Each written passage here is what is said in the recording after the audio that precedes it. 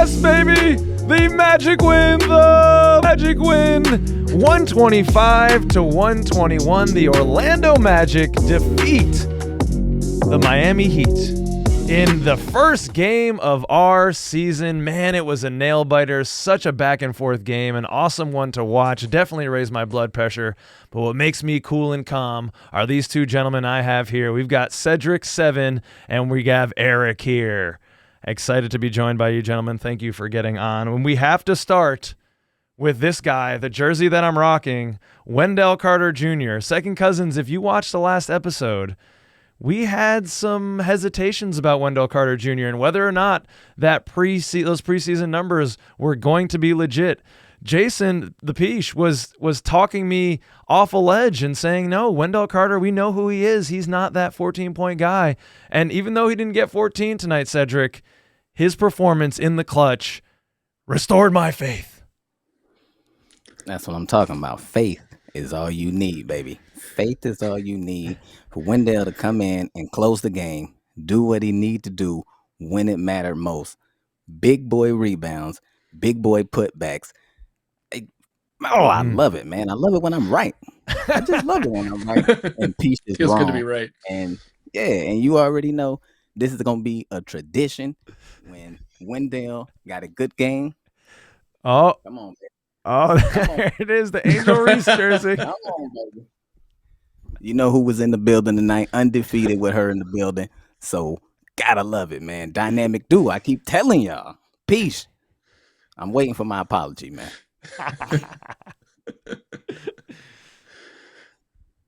Eric, what'd you think?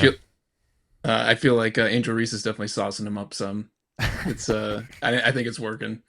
I'm hoping he keeps this up because if he can be like how he was tonight, like pretty much every game, maybe not like kind of disappearing in the first half of the game, but but the second half he was phenomenal. Yeah, I mean, like getting up to those big boy rebounds and putbacks and making those clutch free throws. He was huge. Yeah, he had a couple really big offensive rebounds with one putback, and then on the other one he got fouled. He hit 3 free throws down the stretch, and he had a block on Adebayo, like all within the last 3 or so minutes of the game. And yeah, as I was starting to watch the game, he got in early foul trouble. He was kind of just gone. And then it's kind of like that math meme where you see the numbers going across the face, and I'm thinking of all the things that Peach has told me. On the last episode, he said, no, we know who this man is. He's playing against backups in the preseason. When he gets out in the regular season, he's not going to perform this way. And it was looking like that for 3.5 quarters. I was looking at the stat sheet. He has like 5 points and like 4 rebounds. And then he ends up getting a bunch in the fourth and just turning it back around. But I did not think this game was going to be this close, gentlemen. I really thought that we would just kind of out-talent this Heat team and out-depth them and really kind of run away with it. But, salute to a well-coached Erik Spoelstra team. That's shame on me for thinking it was going to be a walk in the park anytime you go against the Miami Heat with Spoelstra at the helm. And then also, Pat Riley putting together this squad. I was looking up the Norm Powell trade. When one of you were talking, I'll look up exactly what they gave up for him. But I think it was pretty much like a 1-to-1 swap.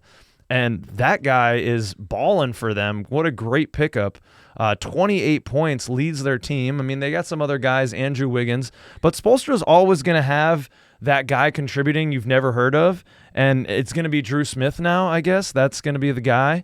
But yeah, I still don't know how good this team is going to be, but shout out to Pat Riley, who always seems to be able to build the plane while it's flying. Very few other GMs in the league can kind of put teams together from the middle. There's like Weltman's been a great job rebuilding this team, but it's like Pat Riley can always retool. The other guy I think of is Daryl Morey. They can just kind of move these contracts when other people see they don't have any room, and then all of a sudden they've got a few guys who can ball, and they're right back in it or 1 star away. So shout out to the coaching staff and the GM. The team played well, but happy our Magic got the victory. Any thoughts on anything that popped from the Heat today for any Heat listeners who are watching? I don't want you to leave. Keep watching. It's good for the algorithm. Eric, did you have any takeaways from the Heat teams, things that you like, things that you noticed?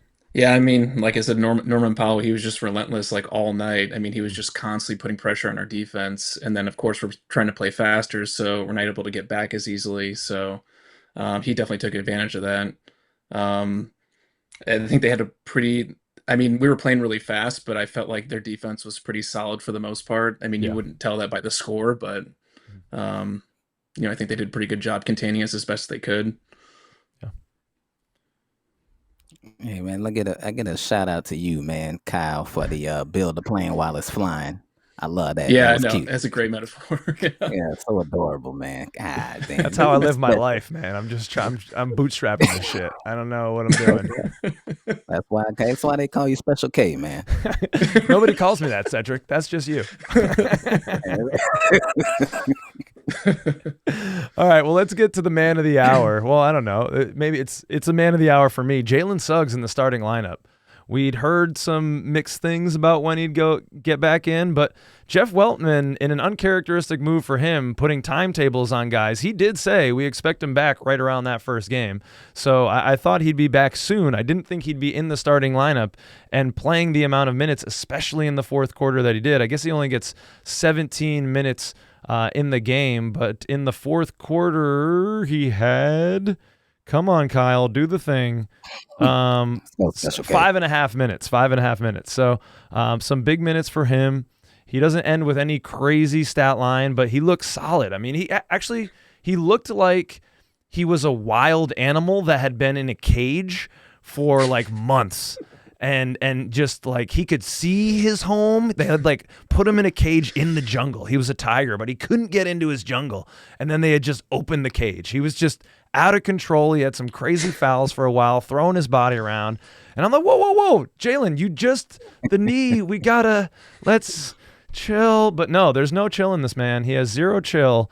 And Cedric, you're also a man who has zero chill. What did you think about Jalen Suggs' performance? I loved every minute of it, starting from the crowd ovation from when he got announced. Yep. That was a beautiful thing to see. Grown man, I almost brought tears to my eyes, man, but I fought him back. And I think it was smart by Coach Mose to save him for the fourth quarter. Yeah. Because I know he was on a minutes restriction and it was crunch time. Like you said, we didn't expect it to be that close, but it was. And he came in at the right time. Defense was good. You already know the energy is always on point. Him pumping the crowd up. That's what we miss about him and Mo being gone. And now that's back. So you got to love it. Yeah, I was I was not expecting to see him in the starting lineup, so I was super ecstatic. Yeah. But then he also had those two quick fouls, like on those 3-point shots, like within like a minute or whatever. I was like, all right, he's just a little overzealous, but he calmed down and he was like, what was that one? It was near the end of the first quarter when he curled around and then did that 3-point shot while he was still moving. When that went in, I was just like, man, he's back. Yeah. It was beautiful. By the way, I love one of those fouls when he went through Bam. I ain't complaining about that one. Oh, I yeah. Let He pretty him much know just we hit, took man. him We're not out with backing like down from you. Come on. a running back taking out a linebacker or something. Ooh, I loved it. Round of applause from me, baby. Yeah, it's good to see you back, Jalen Suggs. Round of applause from all of us. Congrats. We'll see what happens on the back-to-backs. I imagine they'll take him slowly, but yeah, that is a dog that we are lucky to have. He sets the tone, and man, our team is not the same without him, so it was great to see him in there.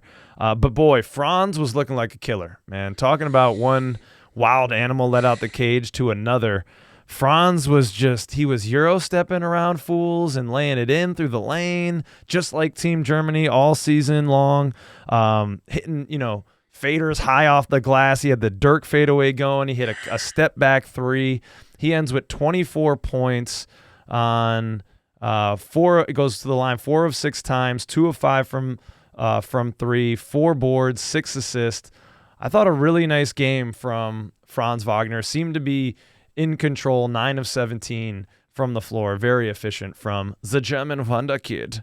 Erich, I know you are an expert in all things Almania. What do you know about what is your take on the Wagner? I actually have a question. Are you at all German, or am I just making this accent? up? Do you have any German No, descent? yeah, I'm like 12.5%. I mean, Okay, like my name is pretty German, but yeah. Right. That's why I thought it. Okay, so 12.5% is good enough for this question.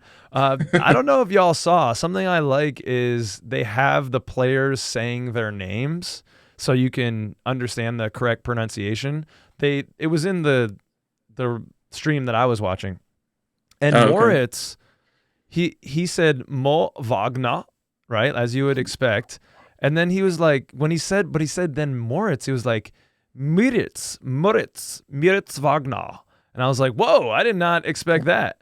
And then when Franz said it, it was very American sounding. It's like he's more a little Americanized. But if there's any other Germans, second cousins out there, and I know you're watching, many of you, can you let me know what's going on? Is it Moritz? Moritz? I don't know. He pronounced it very interestingly, but that's neither here nor there. What did you think about the German wonder kid Franz being back? He was phenomenal. I mean, like this play style definitely like fits him perfectly. Yeah. And yeah, that step back three. What was his final percentage from 3-point, or was it like 3 of 7, or what was it? It was yes, no 205. Yeah. All right. Yeah. Well, either way, still 40%, right? Right. Yeah. But yeah, no, and his defense was awesome too. I want to kind of like highlight that because I thought he was great on defense. But yeah, he felt like totally in control. He super confident. I mean, yeah, I'm just really excited to see what, the season brings for him. I'm mad that you didn't answer that question with the accent, but I'm gonna let it slide. But Franz was a beast tonight. The spin move is unstoppable. The Euro step is unstoppable. He should have been to the line more than he was, but we ain't gonna talk about the refs because whatever. We've seen the game, you know what it was. So happy to have Franz back hitting the three. The threes he hit them, but they look good, and he was confident shooting them. So it's already better than last year because he was not confident shooting them last year. So. And so a guy that also was in one of our 3 20-point scorers was the new recruit Desmond Bain, the much touted trade pickup. He goes 7 of 18 from the floor, 23 points, 6 of 6 from the line, 3 of 7. I mean, Cedric, is this everything that you dreamed of when you came down the stairs on Christmas Day? Man, listen. I always dreamed of moments like this.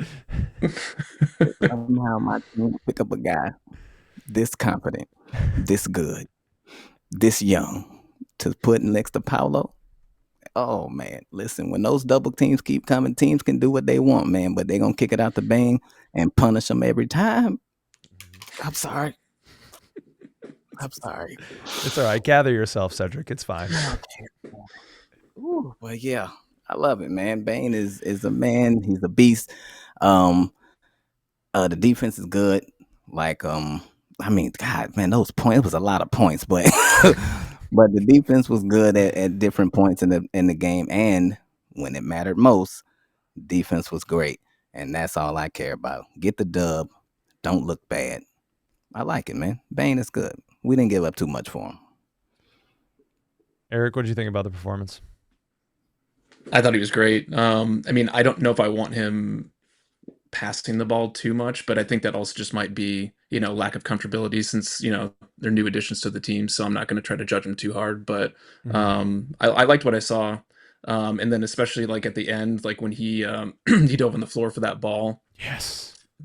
Yeah, to secure that possession, that was clutch for sure.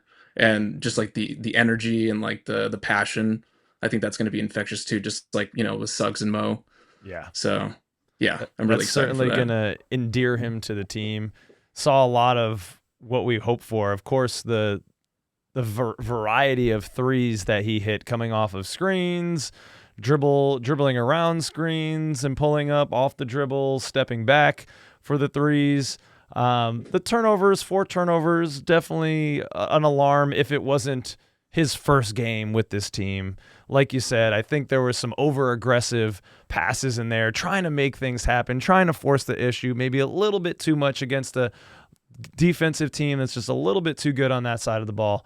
And again, not knowing that familiarity. I think as we continue to grow, they play together. That's gonna grow. So man, for his first game to get 23, and I'll just and he just holds guys off when he comes in the lane with those big Popeye shoulders. Like he just keeps a dude over here, and then he's kind of just hitting it off the glass. Man, that thing is a beauty. Can I add one little thing? Yeah, of course you may. Yes. Okay, the play you was talking about where he dove on the ground. Mm-hmm. It might get overlooked, but to me, it's like a big thing. Like even when they was on the ground, Paolo and Suggs picked them up when Bam was like still on top of him, and they like moved Bam out of the way, got him up. Everybody was flexing and all that. Like that's something that I haven't seen from this team in like a while. Like that attitude, like get the fuck off my guy, man. Like what is wrong with you? And they flexing towards the crowd and all that. I like that energy, man. That type of flavor. Give me more of that, man. Yeah, it definitely felt like that at the end. Like, like the fourth quarter, it definitely felt like they were saying, this is our house. You're not going to like punk us in our own house. Yeah. And I like that. Yeah. I was like, that's the kind of attitude we need to have. I thought for a little while they might punk us in our own house. I know. In the third quarter, they outscored us 26-21, and we had 10 turnovers. I'm sorry, is that right? Yes, I read that. I read that right. Yes, you 10. Read that right, yeah. 10 turnovers. Yeah, it was frustrating. In the third quarter. What was the game total of turnovers? Is 15? Yes, 15. So we had 2/3 of our turnovers in one quarter. But man, that will, I think, all the reasons I just stated, it will get cleaned up. We're introducing a couple new guys. Jalen also, if you can count him, coming off of injury, hasn't played in a long time. I think those things will get cleaned up because normally if we turn the ball over more than 14 times, we're not winning it. And the other things I like to look at are, the boards. They beat us on the boards by 1, and points in the paint. Let's see. We beat them by a couple points there. So we got to the line a little bit more. Significantly more, actually. 8 points. That ends up being pretty much the difference in the game because we get 8 more points from the charity stripe. And that's how this team is created this year, right, gentlemen? I mean, they want to step up the pace. I love your point, Eric, that this is perfect for Franz Wagner. We could see him get to the line more. When you force defensive teams off balance, you're going to get more looks at the basket and more trips to the line. Any concern in the turnovers or just a part of what it means to have a newly congealed squad, Eric? I'm just wondering like how sustainable this offense is going to be. I'm hoping it will be, but I wasn't super thrilled with the lack of defense. It was still pretty decent, but I'm just wondering like, did we obviously we won this game, but it was like closer than I thought it would be. And I'm like, what if we would have slowed it down just a little bit and played a little better defense? Would the game have been as close? I don't know. So you want us to score 96 points again, Eric? No. Is that what I'm hearing? No. Maybe like, like 115, 100, somewhere in there. Yeah. Oh, man. I don't know. I mean, it'll be interesting. And man, there was so much switching of guys in and out. I thought that was really interesting. Like normally we have pretty set rotations, but it felt like there was just like a bunch of guys that don't normally play together. That were in the game together because, trying to switch people out so that way guys don't get tired. And it's an interesting concept. So I'm excited to see how it turns out for the season. It'll be all right. I think it'll be fine. I think we've been spoiled over the years as Magic fans with this top 2-3 defense that we always been having. So to give up all those points that we gave up was like very shocking to the system as a Magic fan. Yeah. But once they get like the gameplay down, they get used to playing with each other and, understand it's not preseason no more. Everybody's going 100% now. I think they'll be okay. And I was surprised when you said about switching guys in and out. I know, Kyle, we talked about this in the previous video, but we thought the rotations would be a little deeper. But I mean, we got no Jace, no Jet, no Penda. We went 10 deep. None of that. We went 10 deep. I think maybe we'll see those guys in the second game of the back-to-back against the Sixers, who are somewhat hobbled and injured.